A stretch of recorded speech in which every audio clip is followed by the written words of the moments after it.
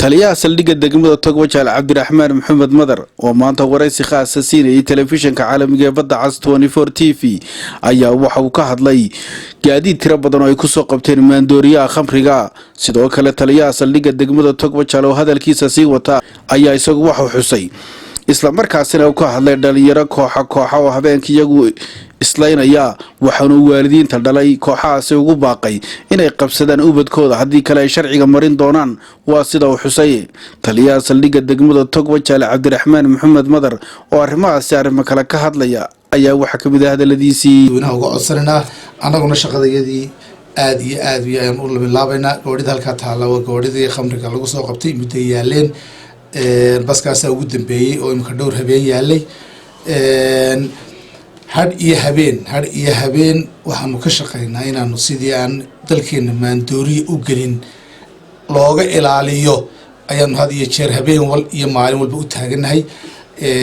madaxda qaranka taliyaha ciidanka Jamhuuriyadda Somaliland aad buu noogala ballamay arrintaa dardaaran oo reebin anaguna dardaarankiisa anagu oo fulinayna oo inaanu ka kordhino mooyaane dardaarankiisa sida tahay u fulinayna waanu had iyo habeen baan u taaganahay inaanu wax maandoori dalka gelin danyarteena iyo dadkeena ayna gaadhin oo intaas ay noogu filan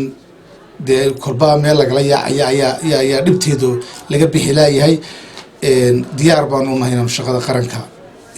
aad iyo aad u bilaabno waxaan dadweynaha aad iyo aad uga codsanayna haddii aan la yidhaahdo inay iyaguna ka hawl galaan oo wax la yeelayaa waa dadweynaheenii waa dadkeenii waa caruurteenii waxa wax loo geenaya waxa weeyaan waa dadkeenii weeyaan in laga ilaaliyo nafta waayo bilisku wuxuu raacaa waxa weeyaan dembiga dadka la olmaha shakhsiyadda la olmaha dembigu olaya dembiga waa in hoos loo dhigo oo la yareeyo waxaan aad iyo aad ugu mahadnaqaynaa aan aad uga codsanayna dadweynaha inay iyaguna qaybtooda ka qaataan oo ay nagala shaqeeyaan oo hawshaa waxay arkaan ay ka shakiyaan idhadaan haddayna internally gudaha ogaan karaynin dhaqdhaqaaqa noocaas waanu ka shakinay telefoonadayadana iyagoo kalaadhiya nidaam ku qorayay baanu siinaynaa si ayna ugu dhibtoonin oo ayna u daydayin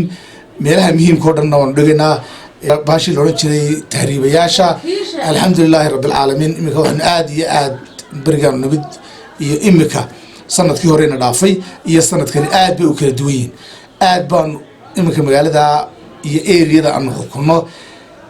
dee wax tuugo iyo orod ku mara mooyaane meel la dhigo iyo meel la fadhiisiiyo iyo meel ay joogaan midina ma jirto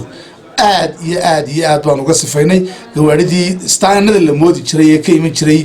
intay burcaye laasaanadii ka yimaadaan halkan la dhigi jiray u diyaarsanaa inay rakaabka qaadaan oo ay bahalada qaadaan tahriibayaasha ma jiraan waanu ka sifaynay ma socdaan iminka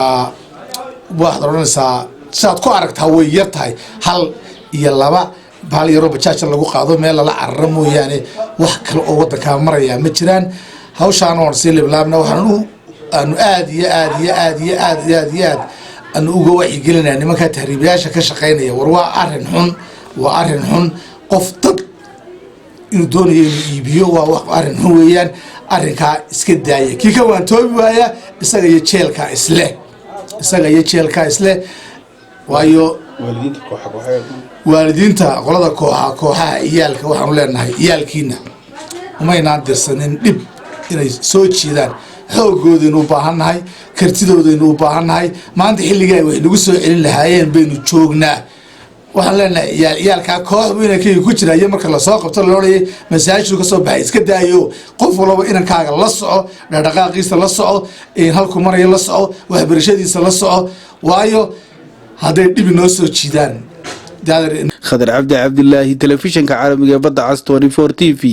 magaala ganacsiyeedka degmada Togwajaal.